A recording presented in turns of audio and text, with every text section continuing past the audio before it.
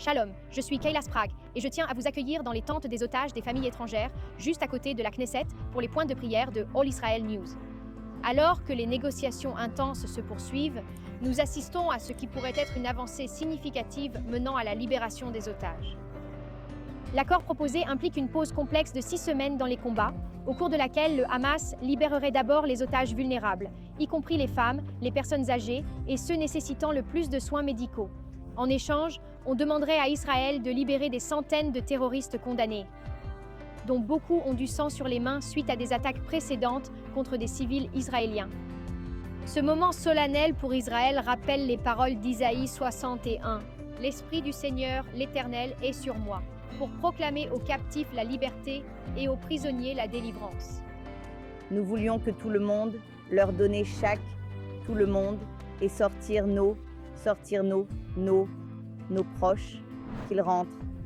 Mais chaque âme que vous pouvez sauver, vous savez, c'est tellement, c'est bien, c'est merveilleux, c'est tout. Alors que la nation retient son souffle, concentrons nos prières sur ces points spécifiques ensemble.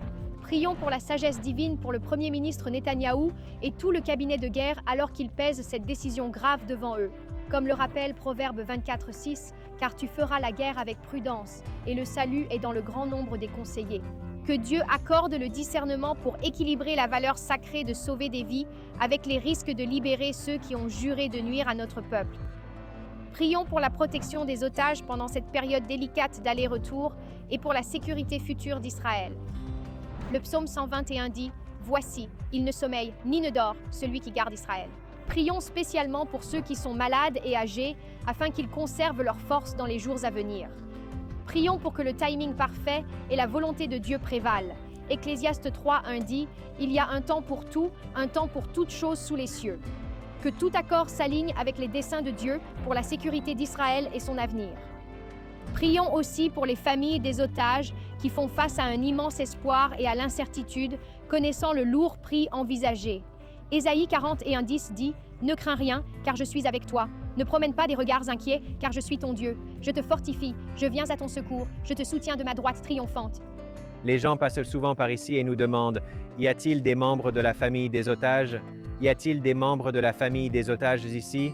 Et je réponds immédiatement « Oui, je suis un membre de la famille des 98 otages actuels. » Et tout le monde, sans exception, répond toujours « Oui, oui, nous le sommes aussi. » Et ils le pensent, ils ne font pas que le dire, ils le pensent vraiment. Nous sommes également rappelés des paroles de David dans le psaume 32. « Je t'instruirai et te montrerai la voie que tu dois suivre.